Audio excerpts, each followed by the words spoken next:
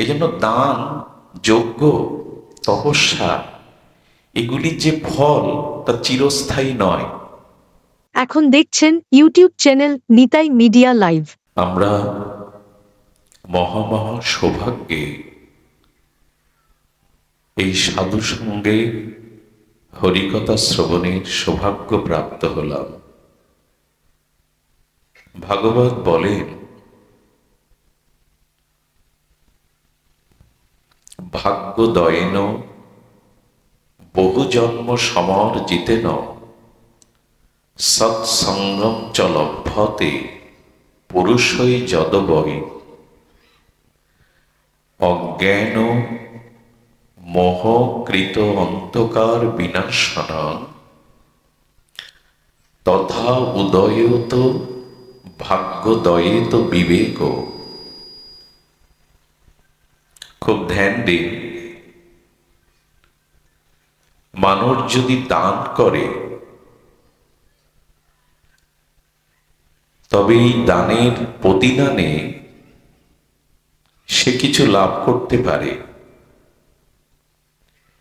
তীর্থযাত্রায় পূর্ণ সঞ্চয় হয়,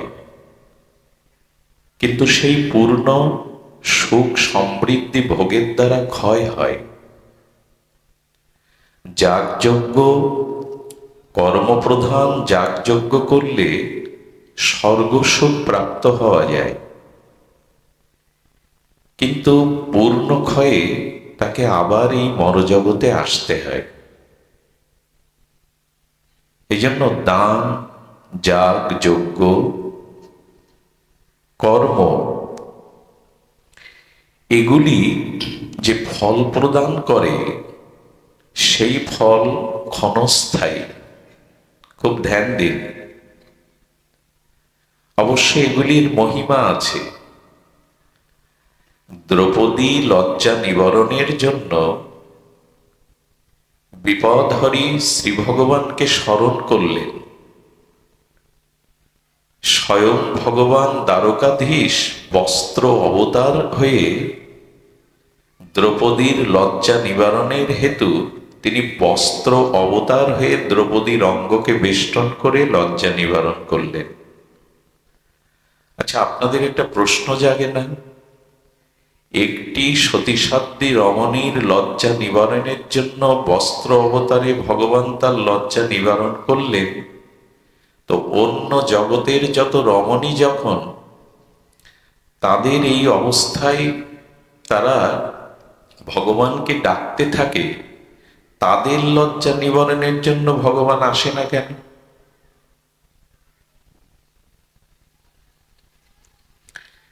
ধ্যান দিয়ে শুনছেন কি? অন্য রমণীও যখন তিনি তার লজ্জা নিবারণের হেতু ভগবানকে আত্মীভরে ডাকতে থাকেন, তখন ভগবান কেন দ্রৌপদীর মতো বস্ত্র অবতারে তার লজ্জা নিবারণ করেন না? ধ্যান দিন, দ্রৌপদী নদীতে স্নান করতে গেছে, গিয়ে দেখছেন এক ভগবানের অনুরাগী সাধক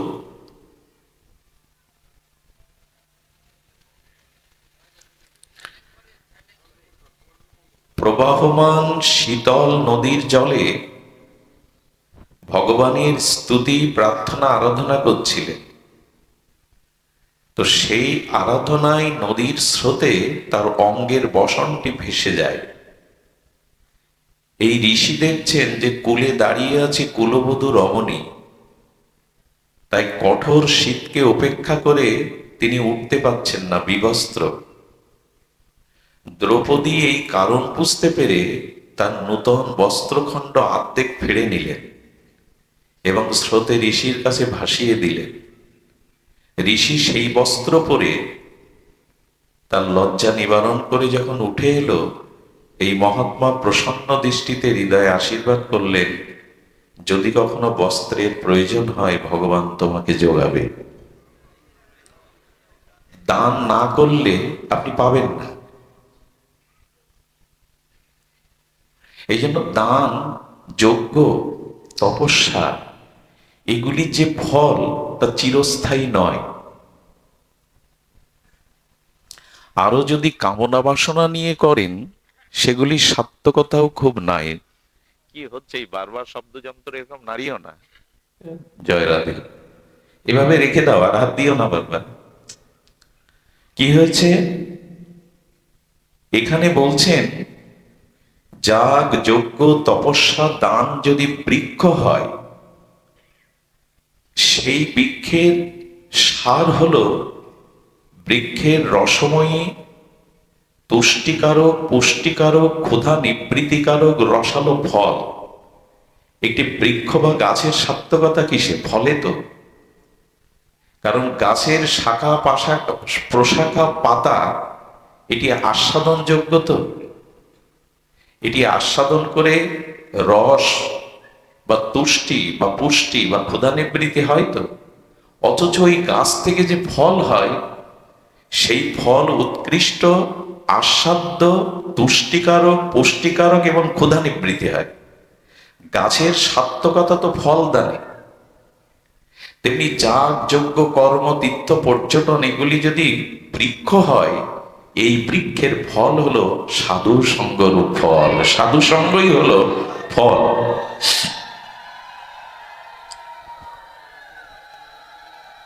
একবার মা, একবার দাও, একবার উলোধ্বনি দাও, বারবার বারবার না দিয়ে একবার দিও। সুধীজন, এখন তো সমালোচকের অভাব নাই। এই একবার বলেছি, এটা যদি মিডিয়ায় যায় বলে উনি কোথায় পেলেন? উলোধ্বনি তো 3 বার আর 7 বার দেওয়ার বিধি। সমালোচনাকারীর তো অভাব নাই। কিন্তু ভাগবতে একবার দিতে হয় এই কারণে, এই মঙ্গলধ্বনি হলো উলোধ্বনি, তো ভাগবত শব্দই হলো মঙ্গলধ্বনি। একবার এই কারণে বলা হয় যাতে ভাগবত শব্দটা বাদ না পড়ে, এটাই তো মঙ্গলধ্বনি। ধ্যান দিন। এখন যাগ যজ্ঞ তীর্থ পর্যটন সৎকর্ম যদি বৃক্ষ হয়, সেই বৃক্ষের রসালো বিগলিত তুষ্টিকারক পুষ্টিকারক ক্ষুধা নিবৃত্তি রসময় ফল হলো সাধু সঙ্গ। জীবের অজ্ঞান মোহ অন্ধকার বিনাশের জন্য সাধু সঙ্গের ন্যায় অন্য কোনো ফলদায়ী আর ভজন নাই। সমস্ত ভজনের সার হলো সাধু সঙ্গ। একটা অদ্ভুত কথা বলি, আপনার হৃদয় পুলকিত হবে, আপনার হৃদয়ে রমণ হবে যদি এই কথাটি ধ্যান দিয়ে শোনেন।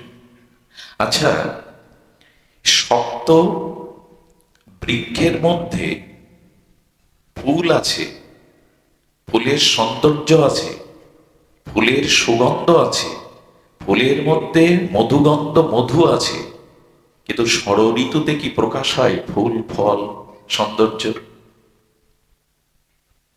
ঋতু কয়টি? 6টি। বৃক্ষ, সেই বৃক্ষের মধ্যে ফুল আছে, ফুলের সৌন্দর্য আছে, ফল আছে, ফুলের মধ্যে মধু গন্ধ আছে, কিন্তু সব ঋতুতে কি প্রকাশ হয়? কোন ঋতুতে হয়? বসন্তে। ঋতুরাজ বসন্তে দক্ষিণা সমীরণে এই ধরিত্রী মা সিঙ্গার করে। বসন্ত হলেই ধরিত্রী মা, নববধূ বিবাহের দিনে যেমন ওই কন্যাকে সাজানো হয়, ধরিত্রী সেজে ওঠে বসন্তে। বসন্তে ধরিত্রী মাকে সিঙ্গার করা হয় ফুল ও পল্লবে, মধুগন্ধে, ভ্রমরের গুঞ্জনে, দক্ষিণা সমীরণে। এখন ওই শক্ত বৃক্ষ বা গাছের মধ্যে ফুল ছিল, দেখা যেত তো? গাছের দিকে পাতার দিকে তাকালে ফুল দেখা যাবে তো? বসন্ত ছাড়া শীত বা বর্ষায় দেখা যাবে না। ওর মধ্যে মধু আছে, গন্ধ আছে, সৌন্দর্য আছে, ফুল আছে, ফল আছে, কিন্তু বসন্তেই কেবল প্রকাশ হবে, অন্য ঋতুতে প্রকাশ হবে না। তেমনি প্রত্যেক জীবের মধ্যে কৃষ্ণ প্রেম আছে, প্রত্যেক জীবের মধ্যে কৃষ্ণ প্রেম আছে, শুদ্ধ ভক্তি আছে, কিন্তু সব সময় প্রকাশ হয় না। কখন হয় জানেন? বসন্তরূপী সাধু সঙ্গ যদি কেউ পায়, সাধু সঙ্গের দ্বারাই তার চিত্তে প্রেম ভক্তি প্রকাশ হয়ে ওঠে। বসন্ত ছাড়া বৃক্ষের ফল ফুল সৌন্দর্য প্রকাশ হবে না, ধরিত্রী সিঙ্গারে সেজে উঠবে না। বসন্তের অপেক্ষা করে কোকিল, বসন্তের অপেক্ষা করে ভ্রমর, বসন্তের অপেক্ষা করে বৃক্ষগুলি। কবে ঋতুরাজ বসন্তের আগমনে দক্ষিণা সমীরণে ওই বৃক্ষের মধ্যেই ফুল ও সৌন্দর্য সুগন্ধ প্রকাশিত হবে, তেমনি মানুষের জীবনে তখনই তার হৃদয়ের অন্তর্নিহিত প্রেম ভক্তি প্রকাশ হবে, সৌন্দর্য প্রকাশ হবে, যখন সাধুর সঙ্গরূপ বসন্ত কারো জীবনে আসবে। এটা ছাড়া অন্য পথ নেই। পৃথিবীতে আজ পর্যন্ত কোন সাধকের ভগবত ভক্তির পেছনে মুখ্য মৌলিক কারণ হলো সাধু সঙ্গ। যতদিন আপনার জীবনে কোনো মহৎ কৃপা মহৎ সঙ্গ না হচ্ছে, ততদিন অন্য কোনো চেষ্টায় আপনি ভগবানের চরণে প্রেম ভক্তি পাওয়ার যোগ্যতা অর্জন করবেন না। আর এই সাধু সঙ্গ ভাগ্যদয়েন বহু জন্ম সমার্জিতেন। ভগবান বললেন, দান ধ্যান পুণ্যকর্ম করলে ফল পেতে পারে, কিন্তু বহু জন্মের সুকৃতি সৌভাগ্যকৃত পূর্ণ রাশি একত্রিত হলেই কেবল, বহু ভাগ্য শব্দ দিয়েছেন, অল্প ভাগ্য নয়, বহু জন্মের বহু সুকৃতি লব্ধ সৌভাগ্য একত্রিত হলে তখনই জীবের সাধু সঙ্গ করার উন্মুখতা আসে। এক জন্মের না, ভাগ্য দয়েন বহু জন্ম সমার্জিতেন, বহু জন্মের অর্জিত সৌভাগ্য একত্রিত হলে তবে। আর একটা মজার কথা কি জানেন, মজা বলছি কেন জানেন, এগুলো আত্মাতে রমণ হয়, আনন্দ হয়। বহু জন্মের সুকৃতি একত্রিত হলেই যে আপনি সাধু সঙ্গ করতে পারবেন তা নয়, ওই বহু জন্মের সুকৃতি একত্রিত হওয়ার ফলে ভগবানের একটা কৃপা দৃষ্টি আপনার উপরে পড়বে, আর ওই কৃপাতেই কেবল আপনার হৃদয়ে প্রেরণা দিয়ে ভগবান আপনাকে সাধু সঙ্গ করিয়ে নেবেন। কোনো ব্যক্তি যদি এখানে ভেবে থাকেন আজ ছুটি আছে, অবসর আছে, শরীর সুস্থ আছে, তাই আমি সাধু সঙ্গে হরিকথা শুনতে এসেছি, ভুল। আপনাকে ভগবান কৃপা করে এখানে এনেছেন, কারণ আপনার প্রতি ভগবানের একটা কৃপা দৃষ্টি পড়েছে এই অনেক জন্মের ভাগ্য পূর্ণ একত্রিত হওয়ায়। আপনি আসতে পারতেন না, কোনো বিঘ্ন ঘটতে পারত, আপনি আসতে পারতেন না। ভগবান রাম ও কৃপা বিনা সুলভনা সই, ভগবানের কৃপা ছাড়া সাধু সঙ্গ লাভ করা যায় না। সুধীজন, জীবনে চলার পথে একজন শুদ্ধ বিশুদ্ধ ভজনানন্দী ভগবানের প্রিয় সৎ সঙ্গের আশ্রয় নিন।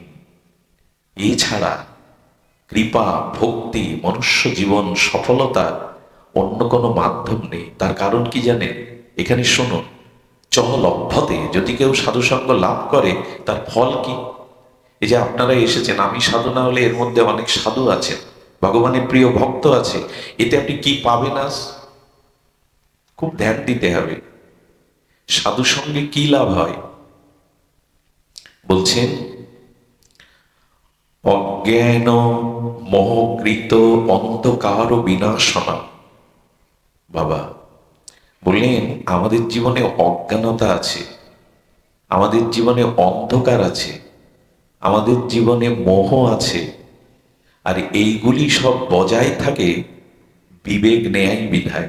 আমাদের বিবেক জাগ্রত নয়।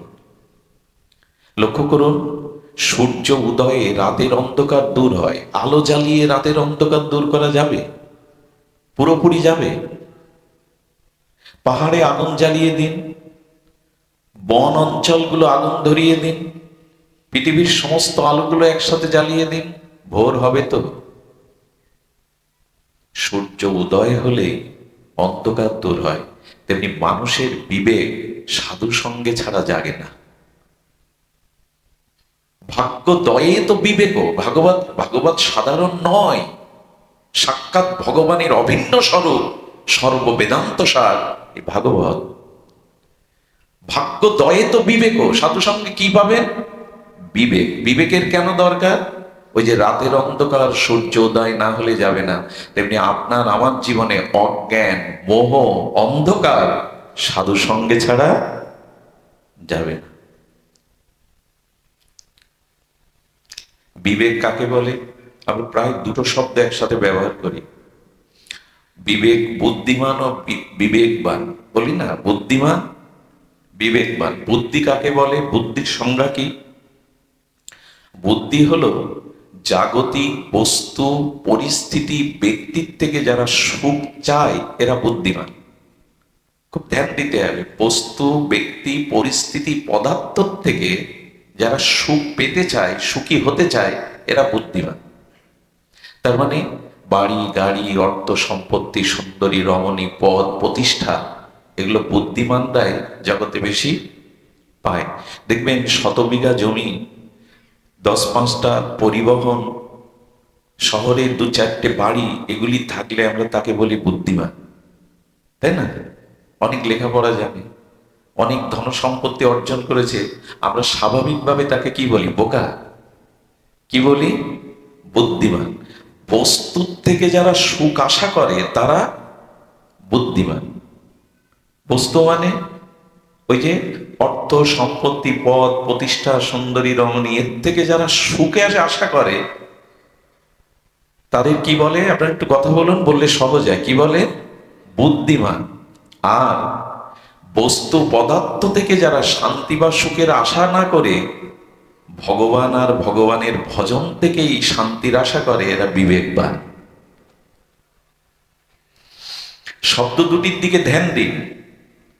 বস্তু থেকে, বিষয় থেকে যারা সুখের আশা করে এরা কি? বুদ্ধিমান। আর বস্তু ধর্ম ব্যতীত ভগবান থেকে, ভজন থেকে যারা শান্তি বা সুখ আশা করে এরা বিবেকবান। আচ্ছা, বিবেক নাই, বুদ্ধি আছে, শান্তি জীবনেও পাবেন না। যদি পেতেন, বিল গেস্টের নাম শুনেছেন তো? কয়েক বছর আগে পৃথিবীতে, বহু বছর ধরে সে পৃথিবীর শীর্ষ ধনী, 27 বছর পর ওনার সংসার ভেঙে গেল, স্ত্রী ডিভোর্স দিল। যারা খুব অর্থশালী, বিত্তশালী, একদিন মন্ত্রী ছিল, একটা এলাকা যার কথায় উঠত বসত, এই পদ পেয়েছিল, বাড়ি গাড়ি পেয়েছিল, সম্পত্তি পেয়েছিল, এরা সুখী হয়েছে চিরকালে? একটা জিনিস খুব ধ্যান দিয়ে শুনুন, বস্তুর থেকে কখনো শান্তি পাওয়া যায় বিবেক থেকে।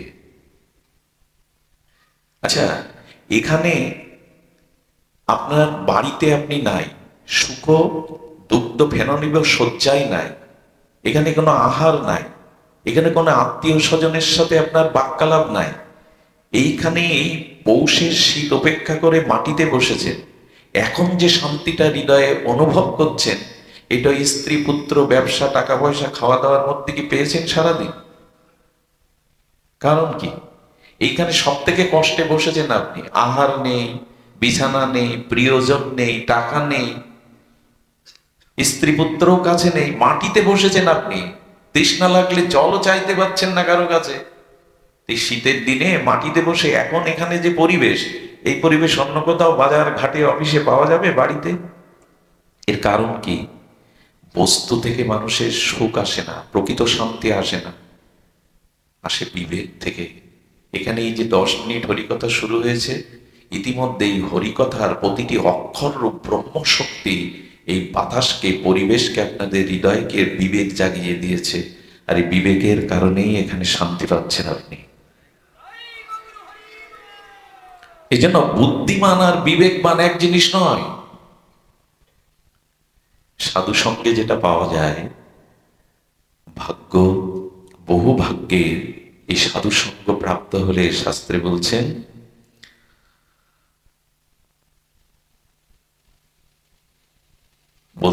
বিবেক প্রাপ্ত হওয়া যায়, বিবেকশীল হওয়া যায়। আজ এই বিবেকের বড় অভাব। ছোটবেলায় কয়েকবার যাত্রা দেখতে গিয়েছি।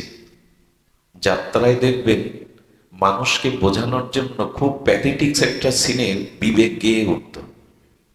আচ্ছা না, বিবেক শুনেছেন না? মনের ভাষাগুলো তার শব্দ সুরের দ্বারা বিবেক যখন গাইতো, মানুষ সেই বিবেকের বাণী পরিস্থিতিতে তারা উপলব্ধি করতে এই কথাগুলো দরকার ছিল বলা। আজ মানুষের বুদ্ধি আছে, বিবেকের বড় অভাব।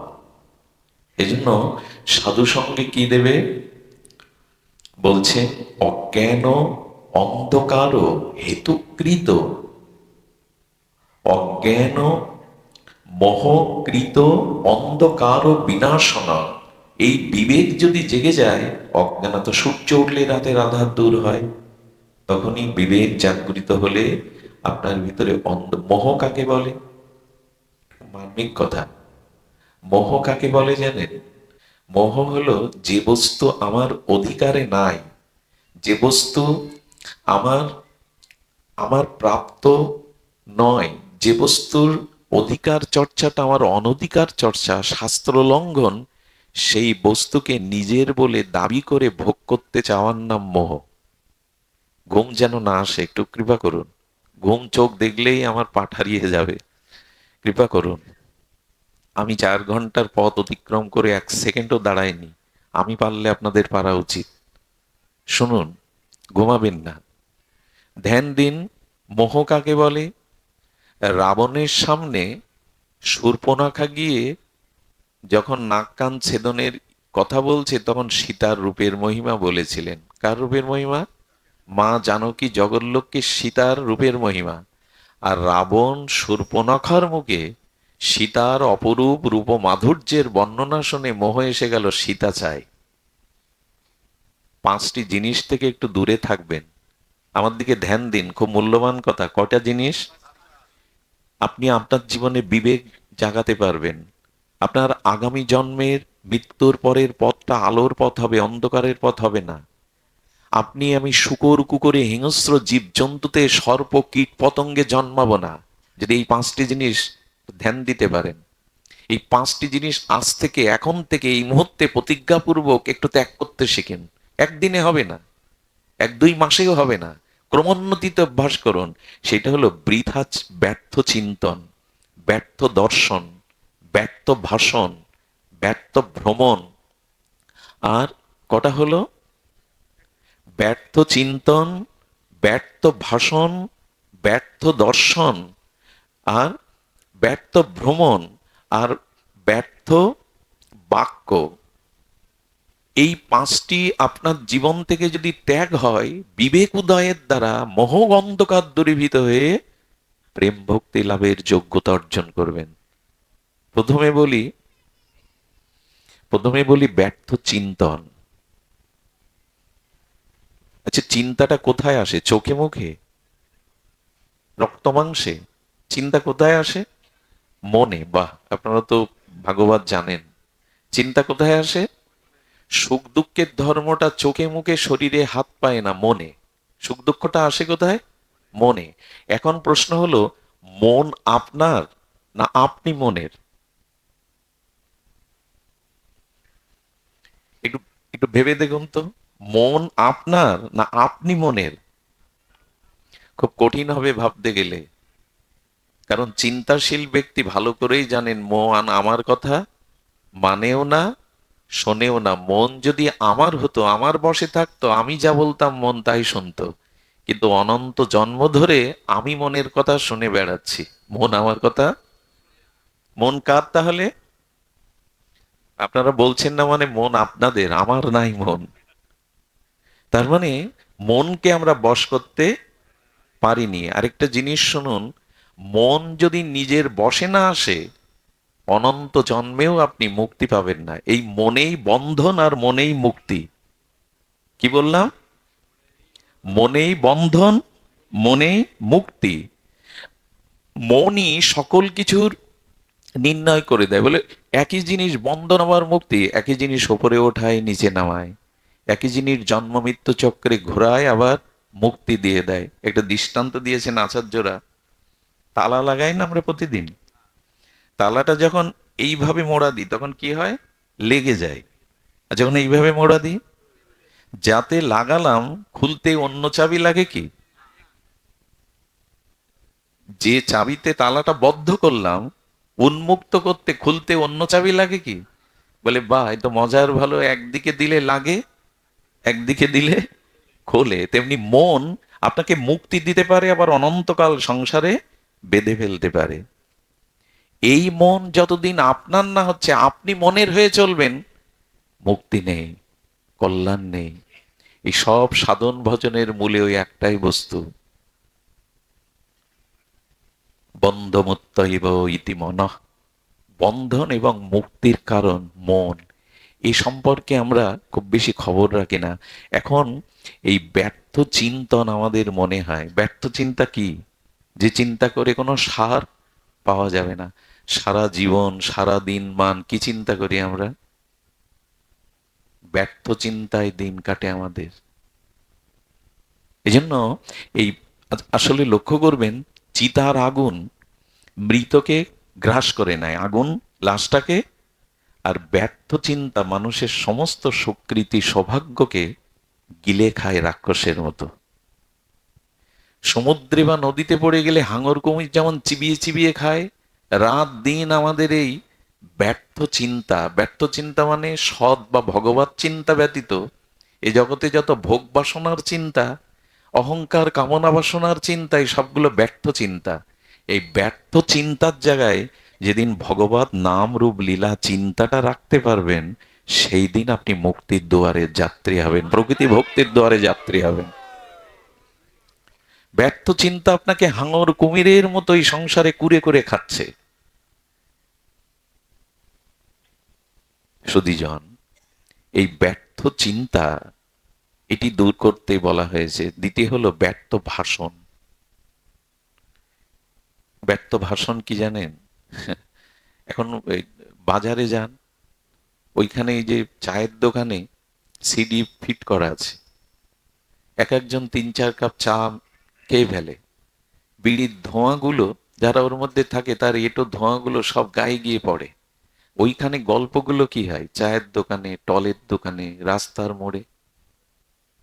এই যে ব্যর্থ ভাষণ মানে কি? বিষয় কথা আলোচনা করা। মানুষের এমন একটা অভ্যাস হয়ে গেছে, বাড়িতে তার কথা, তার মানে ব্যর্থ ভাষণ শোনার কেউ নেই। বউ তো শুনতে চায় না, ছেলে মেয়েও শুনতে চায় না। সেই বাড়িতে ব্যর্থ ভাষণ শোনার শ্রোতার অভাবে মানুষ পাড়াতে সম্পর্ক করে, গিয়ে একটু কথা বলা যাবে। পাড়াতে না পেলে বাজারে যায়। আর কোথায় যাবেন? এরপরে নরকে যেতে হবে ওই ব্যর্থ ভাষণের দ্বারা। কথা প্রয়োজন বাদে আন কথা বলবেন না, এটা সর্বনাশের মূল কারণ। 10টা আন কথা বললে তার মধ্যে 2টো পরনিন্দা, পরচর্চা এসে যাবে, আর ওই পাপ থেকে আপনি নিজেকে মুক্ত করতে পারবেন না। মদ্য মাতালও যদি কখনো সাধু কৃপা পায়, উদ্ধার হয়, কিন্তু পরনিন্দাকারী সাধুনিন্দাকারীর কোনো জন্মে উদ্ধার নেই। তো এগুলো কথার মধ্যেই তো আসে। আর আমরা কেমন চালাক জানেন? যার প্রতি আমাদের ওই যে নিন্দা করা অনেক জন্মের অভ্যাস, তো বলি কি, বিল্লমঙ্গল বাবাজির পাঠ ভালো লাগে, ওনার সবকিছু ভালো, কিন্তু বাংলায় কিন্তু একটা শব্দ আছে জানেন তো? ওনার সব ভালো বলে, মিষ্টি মিষ্টি করে যুক্তি দিয়ে বুঝিয়ে বলে, কিন্তু কিন্তুটা না দিলে হতো না। কিন্তু মানে এই জিনিসটা ওনার আমার ভালো লাগে না। সব ভালো বলে এসে যার যা অভ্যাসটা বেরিয়ে পড়ে। একবার বঙ্কিম সাহিত্য সভায় একজনকে সভাপতি করা হয়েছে, সে আকার মূর্খ, টাকার জোরে ওই স্কুলের হয়, অনেক জায়গায় সব হয় কিনা, তো উনি তো গ্রাম্য আঞ্চলিক ভাষায় কথা বলেন। তো বললেন, বঙ্কিম সাহিত্য সভাতে আপনাকে শেষ 2টো কথা বলতে। বলে, আমি মাইক ধরেই কথা বলতেই পারি না, আর আমি তো জানিই না বঙ্কিম বাবু সম্পর্কে। বলে, আমি শিখিয়ে দেবো, আপনি একটা লাইন বলে সবাইকে নমস্কার করে আজকের সভা সমাপ্ত হলো। কি শিখিয়েছে জানেন? বঙ্কিমবাবুর সাহিত্যতে একটা লাইন ওনাকে মুখস্থ করানো হয়েছে, যে ঘন অরণ্য হতে কৃষকায় কালো শৃগালটি বাহির হইয়া পলাইয়া গেল। তো আজ আমাদের জীবনের যেন এমনি করে অবিদ্যা অন্ধকার পালিয়ে যায়। আপনাদের প্রতি নমস্কার, আজকে সভা সমাপ্ত। উনি কি বলেছেন জানেন? বললেন, ঘন অরণ্য হইতে কৃষকায় কালো শৃগালটি বাহির হইয়া কোথায় যে পলাইলো, বেরিয়ে পড়েছে। বুঝতে পারছেন তো? আঞ্চলিক ভাষাটা পলাইলো হয়নি, কারণ যার যা ভেতরে ভাব ভাষা হয়ে তাই বেরিয়ে পড়ে। যত আটকাতে চেষ্টা করেন, তো 10টা কথা বললে তার মধ্যে 2টো সাধুনিন্দা, পরনিন্দা, পরচর্চা, সাংসারিক কথা এসেই যাবে। দয়া করে ব্যর্থ ভাষণ বন্ধ করুন। কথা বললেই অপরাধ হয়ে যায়। মানুষের সাথে মানুষের শত্রুতা তৈরি হয় কোনো একটা কথায়। ওই যে বলতে বলতে এমন একটা কথা তার প্রতিকূলে চলে গেল। এই জন্য কথা যদি বলতে হয়, ইষ্ট কথা বলুন, ভগবত কথা বলুন, সৎ কথা বলুন। কথার পরিণাম বুঝেছিল কইকেয়ী। মন্থরার কয়েকটা কথা কানে যাওয়ায় অযোধ্যাতে আগুন জ্বালিয়ে দিল। স্বামীর মৃত্যুর কারণ হলো রামকে বনবাসে পাঠালো, নিজেও বিধবা হলো, শুধুমাত্র কয়েকটা কথা কানে দেওয়ায়। আর আমাদের রাজ্যে যা হয়, আমার মেজ জামাই ওসি, পাশে যারা এই গল্প শোনে তারা বলে তাহলে বড় জামাই, বড় জামাই তো প্রফেসর, ছোট জামাই নিশ্চয়ই, শুরু হয়ে যায়। এর প্রয়োজন আছে? এই জন্য ব্যর্থ ভাষণ বন্ধ করুন। ব্যর্থ ভাষণ আপনার জীবনের প্রগতিকে নষ্ট করে দেবে। ব্যর্থ চিন্তন, ব্যর্থ ভাষণ, ব্যর্থ দর্শন। আজ পৃথিবীতে মনুষ্যত্বের ক্ষয়, মনুষ্যত্ব মানবতার যতটুকু ক্ষয় হচ্ছে, তা একটা কারণে, ব্যর্থ দর্শনে। পৃথিবীর আজ অবক্ষয়ের, মানবিক অবক্ষয়, মনুষ্যত্বের অবক্ষয়, চরিত্রের অবক্ষয়ের মূল কারণ হলো, প্রায় 80% কারণ হলো ব্যর্থ দর্শন। আপনি যা দেখেন তার প্রভাব আপনার মনে পড়ে। শিখলে কোথায়? দেখলাম যেথায়। কি দেখি আমরা সারাদিন? খুব ভালোই জানি যে আমরা কি দেখি। আপনাদের মনে পড়ে ভাগবতে অজামিলের কথা শুনেছেন না? ইনি যাজ্ঞিক ব্রাহ্মণের পুত্র, হোম করেন, বেদ পাঠ করেন, বিবাহ করেছে, ছেলে মেয়ে আছে, পিতামাতা আছে। হোমের কাঠ জঙ্গলে জোগাড় করতে গিয়ে এক বেশ্যা পতিতার সাথে এক পুরুষের অশ্লীল দৃশ্য দেখে ফেলায় তার মনের মধ্যে কাম প্রবেশ করলো। পিতামাতাকে ত্যাগ করে, স্ত্রী ত্যাগ করে, সেই পতিতাকে বিয়ে করে চুরি, ডাকাতি, রাহাজানি এমন কোনো পাপ কর্ম নেই যে অজামিল করেনি, শুধুমাত্র একটা দৃশ্যের কারণে। আপনি মন্দিরে ভগবানের কি পোশাক পরানো আছে 10 দিন আগে দেখেছেন, আজ বলতে পারবেন না, কিন্তু 10 বছর আগে একটা অশ্লীল দৃশ্য এখন আপনার স্মৃতিপটে আঁকানো আছে। এই জন্য দয়া করে ব্যর্থ দর্শন বন্ধ করুন। এগুলোর এক একটা উপায় আছে, আমি বলে দিচ্ছি। এগুলো আসলে ভাগবত যদি 7 দিনে একটা না হয়, তাহলে সিন্ধুতে বিন্দু হয়তো, এর এক একটা বিষয় এক এক দিনের পাঠের বিষয় হয়ে যায়। ব্যর্থ দর্শন কি করে বন্ধ হবে? দ্বিতীয় শুনুন। চতুর্থটা হলো, আমরা কি বললাম? ব্যর্থ চিন্তন, ব্যর্থ ভাষণ, ব্যর্থ দর্শন, ব্যর্থ ভ্রমণ। আমরা এই যে ভ্রমণ করি, বেড়াতে বের হই, কোথায় যাই আমরা? সেখানেই যাবেন যদি প্রকৃতির মাঝে যেতে পারেন, কোনো নদী বা পাহাড়ের কাছে যেতে পারেন, যদি কোনো একাকী সাগরের তীরে দাঁড়াতে পারেন, যদি কখনো আকাশকে, নক্ষত্র তারকা খচিত আকাশকে যদি অনেকক্ষণ অবলোকন করতে পারেন, বলেন এই এই ভ্রমণগুলি আপনার দার্শনিক বিচার এনে দেবে। ভ্রমণ করবেন কিন্তু এমন জায়গায় নয়।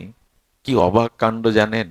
অনেক ধনীরা সপ্তাহে একদিন ছুটির দিন দামি হোটেলে ওই অখাদ্যগুলো খেতে যায়, ভ্রমণ করতে যায়। ছুটির দিনে যায় কিনা দাদাজি? যায়। কি যায় জানেন? ছুটির দিনে কোনো সিনেপ্লাক্সে, মানে সিনেমা দেখতে, অশ্লীল সিনেমা দেখতে চলে যায়। ভ্রমণ কোথায় করতে হয়?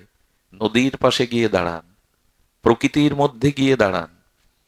একবার এস এম সুলতান, আমাদের নড়াইলের এই বিশ্ববন্দিত চিত্রশিল্পীর কাছে আর্ট কলেজের কিছু ছাত্ররা গেছেন। উনি অবিবাহিত ছিলেন, নিজেকে সুন্দর করে সাজিয়েছেন, একটা শাল ঘাড়ে দিয়েছেন, সুন্দর করে সাজছেন আয়নার সামনে। ছেলেরা বলছে উনি কোথায় সফরে যাবেন? বলেন স্যার এসেছিলাম আপনার সান্নিধ্যে। কোথাও যাবেন আপনি? বলো ফুল বাগানে যাও। ফুল বাগানে যাচ্ছেন আপনি, এভাবে সাজছেন? বলে সুন্দরের কাছে সুন্দর হয়ে যেতে হয়। আজকাল এই যে বৃথা ভ্রমণ, যে স্থানে সিনেমায় গেলে, হোটেলে গেলাম, ভ্রমণ করতে বেরোলাম, পার্কে গেলাম, সেখানে ছেলে মেয়েকে নিয়ে দেখবার মতো পরিবেশ নেই। আজকের অনেক পার্কের যে অবস্থাগুলো হয়েছে, কোথায় ভ্রমণ করতে হয়, যে দৃশ্য দর্শন করলে, যেখানে ভ্রমণ করলে আপনার চিত্ত সাত্ত্বিক বৃত্তি জেগে ওঠে, এই ভ্রমণ করুন। আর একটা কি বাকি আছে? ব্যর্থ ভাষণ, ব্যর্থ চিন্তন, ব্যর্থ দর্শন, ব্যর্থ ভ্রমণ, আর কি যেন? হ্যাঁ, তো এই কটি নিরসন করার জন্য আবার উপায় আছে। লোহা দিয়ে লোহা কাটতে হয়। ব্যর্থ চিন্তন দূর করতে হয় ভগবানের নাম রূপ লীলা চিন্তা দিয়ে। যখনই ব্যর্থ চিন্তা আসবে, দুধগুলো উদলে উঠতে থাকলে মায়েরা কি করে? কয়েক ফোঁটা। যখন ওই ব্যর্থ চিন্তাগুলো আসছে, তখন ভগবানের নাম রূপ লীলা এগুলি মনকে দিন। ব্যর্থ চিন্তা দূর হয়ে যাবে। ব্যর্থ ভাষণ দূর করবার জন্য কি করবেন? ভগবানের নাম সংকীর্তন করবেন, জিহ্বা নাড়িয়ে নাড়িয়ে, তাহলে অন্য কথার স্তিমিত হয়ে যাবে। ব্যর্থ দর্শন বন্ধ হবে কি করে? শ্রীবিগ্রহ, ভগবানের সেবিত শ্রীবিগ্রহ এবং শুদ্ধ ভক্তকে দর্শন করুন, তাহলে ব্যর্থ দর্শন দূর হবে। আর শাস্ত্র কথা আলাপন করুন, ব্যর্থ ভাষণ দূর হবে, ব্যর্থ ভ্রমণ দূর হবে। শ্রীমন্দিরে যান, কোনো মহতের সাধন স্থলিতে যান, যেখানে বসে ওনারা সাধন ভজন করেছেন। বৃন্দাবনে যারা যায়, আগে প্রেম মন্দিরে যাবেন না।